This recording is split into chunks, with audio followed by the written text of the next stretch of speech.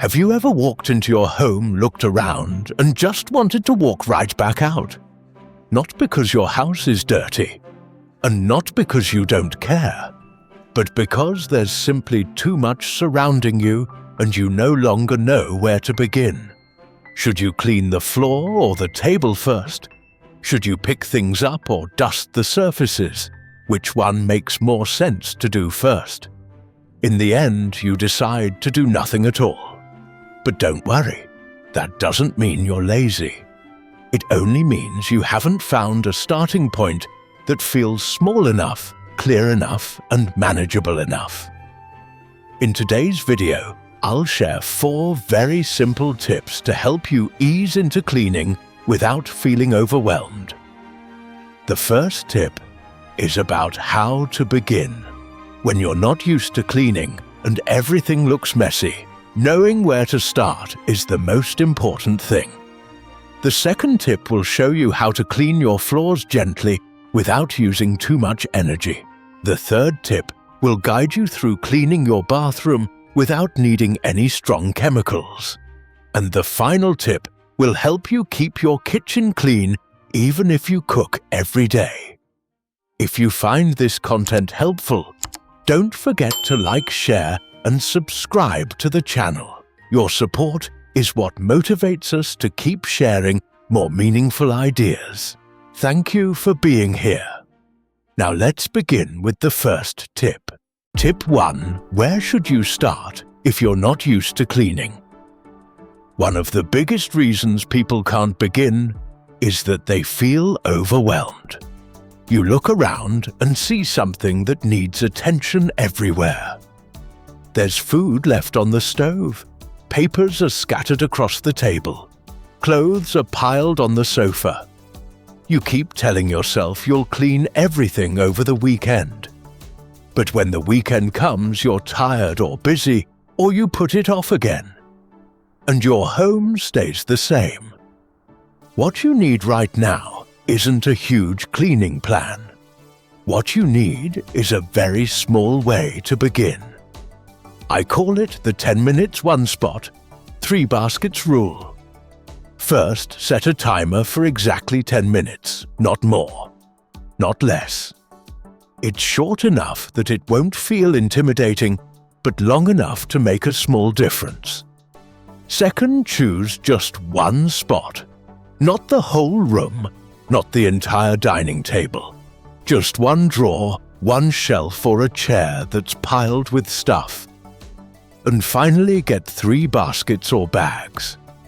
1 is to keep, 1 is to give away, and 1 is to throw away. Keep the things you use daily. Give away the things that are still good but you no longer need. Let go of anything that's broken, expired, or covered in dust. You can begin with just 1 drawer, 1 cabinet, 1 bag of items you haven't opened since the last time you moved. Spend 10 minutes each time. Focus on 1 small spot. Then stop. Take a break. Do another round tomorrow. That's how you turn cleaning from something scary into something that becomes part of everyday life. If you ask me what the most important thing is for keeping a clean home, my answer would be this: start small and start regularly. You don't have to clean everything in one day. You don't have to do it like anyone else. Just be honest with yourself. Do I use this? Do I still need it? Will I feel lighter if I let it go? If you keep asking those questions over time, you won't just clean your house. You'll slowly clear your mind too. Have you ever thought that the floor seems like the easiest place to clean, but it ends up making you feel the most tired? You mop again and again, but it still feels dirty. You vacuum, but there's still hair. The more you clean, the more dust you find in places you never even noticed before. Some people told me they spent an entire morning just cleaning one floor, and by noon they felt completely drained. So here's the question: Is there a way to keep the floor clean without exhausting yourself? And more importantly, do you need to clean the floor every single day? In this section, I'll share how I keep my floors tidy and fresh without feeling tired. I don't use strong chemicals. I don't rely on complicated machines. And most importantly, I don't feel guilty if I can't mop every day. Tip 2. A simple way to clean your floors without using too much effort. The first rule is to ventilate the space before you start cleaning. It may sound simple, but many people forget this step. Open the windows. Pull back the curtains. Let fresh air and sunlight come in. It helps the dust move out and helps you feel more awake as you begin. Then use a vacuum or a soft broom to go over the main areas. You don't need to reach into every corner each day. Just sweep the main walkways, the places you usually walk through. If you have rugs, gently lift the small ones, vacuum underneath, and put them back. Don't try to pull or push if your back hurts. If you can ask a family member to help fold the rugs once a week and shake them out. For wooden or tile floors, you don't need to mop with water every day. If you use a steam mop too often, the floor can lose its color or its protective layer. I usually use a steam mop once every 3 weeks. The rest of the time I use a regular mop about once a week. And if I'm not feeling well one day, I simply wipe down one section of the walkway with a damp cloth. Skipping one day of mopping doesn't make your house dirty, but forcing yourself to clean while your body is tired is something you should avoid. Choose tools that suit your health. If you often have shoulder pain, use a lightweight mop with a swivel head. If you live alone, there's no need for a large vacuum. A broom or a small handheld vacuum is more than enough. For me, the best method is to spread your energy. Clean the bedroom today, the living room tomorrow, just 15 minutes each time. That's enough to get something done without wearing yourself out. And here's something I've learned after many years. Clean things lightly before they get too dirty. If you leave the floor greasy with crumbs and spilled tea for a whole week, you'll need to scrub hard to get it clean. But if you wipe it gently every 2 days, the floor stays clean and you don't feel tired. That's how you live together with your home instead of fighting against it. And if the floor has always been the part you dread cleaning the most, maybe it's time to allow yourself to handle it more gently. Because home is a place to live. It's not a race to meet someone else's standard.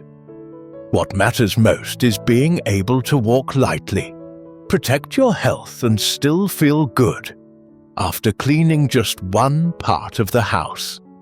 If you're finding these tips helpful, you might also enjoy another video on this channel called 12 Tiny Habits that keep my home always clean and perfectly organized. In that video, we share very small habits, some of which take only 30 seconds a day. Yet, they help your home stay clean and livable without constant effort. You might see a tag for that video appear in the top right corner shortly, or find it in the description, or come back to it after you finish this one. Because who knows, the solution you're looking for might be right there. And now, let's move on to the next part. Among all the corners of the home, the bathroom might be the place people feel the most hesitant to clean. It's wet, it's slippery, it smells. There are stains around the sink. There's hair tangled near the drain. You think about using strong cleaners, wearing gloves, spraying everything, then scrubbing. But just thinking about it makes you want to step back. Some people even told me they'd rather mop the floor 3 times than clean the bathroom once. But honestly, keeping the bathroom clean doesn't require strong chemicals. You also don't have to wait until everything looks terrible to begin. With just a few small tricks, some simple steps and a gentle weekly habit, it's completely manageable. Now let's move on to the next tip. Tip 3. Cleaning the bathroom without using harsh chemicals. The first thing I always do is clear the surfaces. That means removing all the bottles, hanging towels, and personal items from the area. Don't wipe if things are still sitting there, because you'll only clean half the surface. Once everything is cleared, I sprinkle a bit of water over the floor and the sink. Wetting the surfaces first helps soften dust and grime, making it easier to wipe off.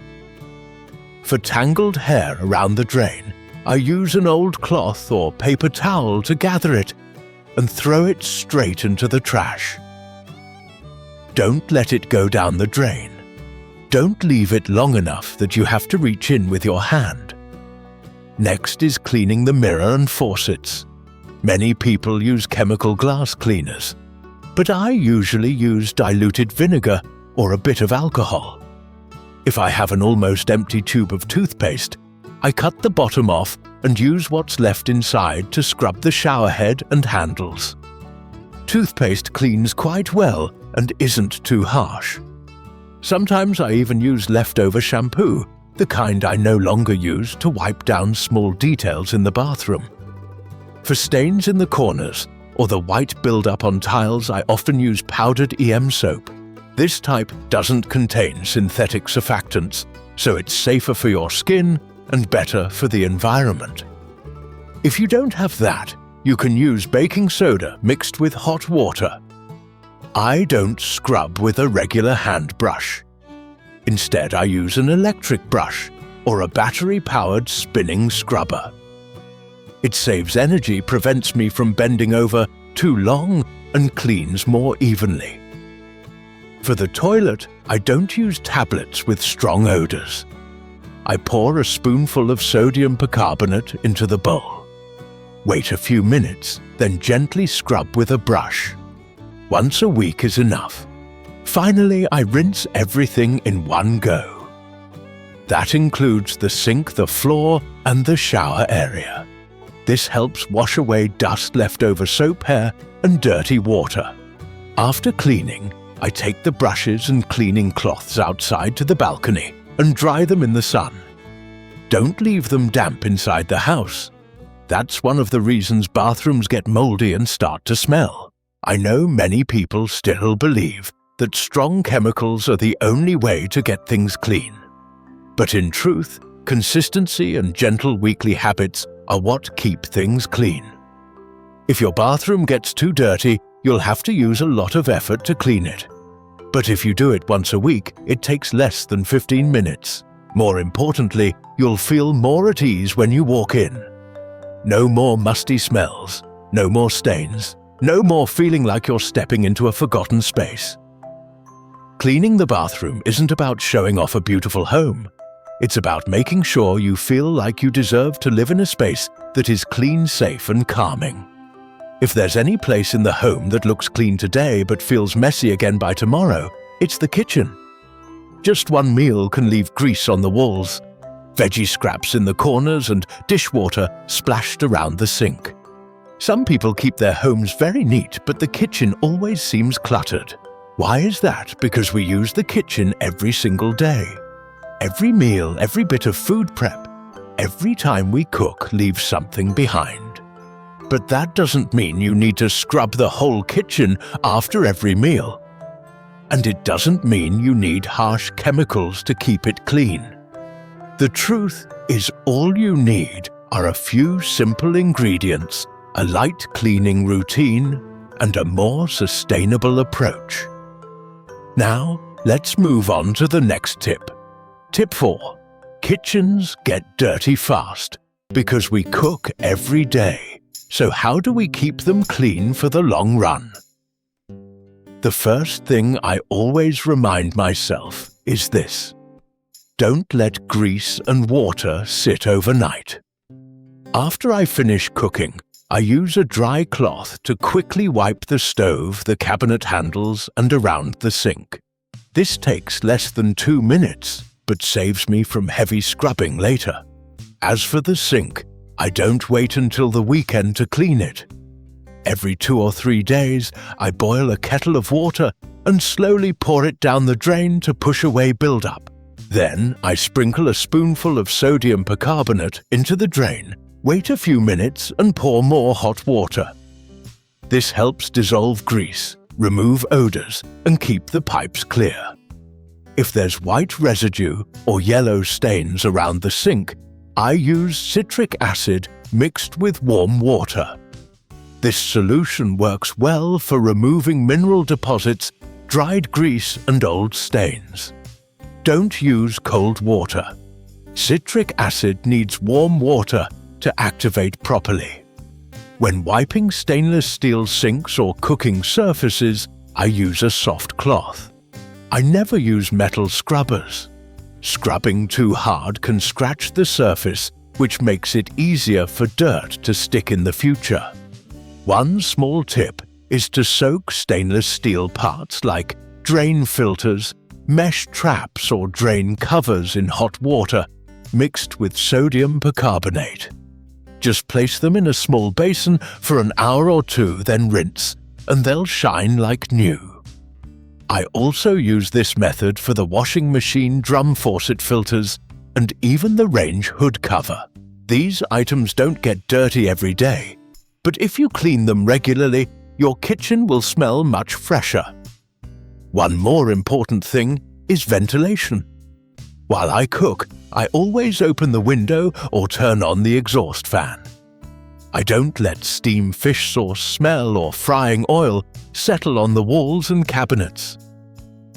If the space is enclosed, I place a small bowl of white vinegar on the counter to absorb odors. After eating, I do the dishes, but I also lightly scrub around the sink and squeeze the cloth dry. Keeping the cloth dry helps prevent smells and stops bacteria from growing. Once a week, I set aside a time to soak all the dish sponges, kitchen towels, and stainless steel items in hot water mixed with a natural cleaner. That's all it takes. No heavy scrubbing, no strong chemicals, and yet the kitchen stays clean, odor-free, and grease-free. I truly believe that keeping the kitchen clean is not just about hygiene. It's also about feeling good every time you walk into the kitchen to prepare a meal. A tidy kitchen is the beginning of a good meal, and a good meal is the beginning of a better day. If you're still watching at this point, leave a comment and share your favorite corner in your kitchen. You might just inspire someone else to start cleaning their kitchen today. We've just gone through 4 simple tips to help you keep your home clean, tidy, and easier to live in every day. You don't have to do everything at once. You don't have to be perfect. You just need to start with one small area you can touch today, like how you learned to ease into cleaning when you felt lost, like how you figured out a way to mop the floors without feeling exhausted, like how you found a method to clean the bathroom without using harsh chemicals, and like how you began to care for your kitchen gently and steadily with just a few weekly steps. These actions don't just make your home cleaner, they help you feel more in control of your space. They bring you clarity. They bring you peace inside your own home. Cleaning doesn't have to be draining. It can become a healing habit, a small step each day to return to simplicity and to what truly matters. And if you're still wondering where to begin, try opening just one drawer after this video. You might feel a little lighter in just a few minutes. Thank you for staying with me until the end. If you found this content helpful, please like, subscribe, and leave a comment so we know you're there. Your support means the world to us. See you again in the next video.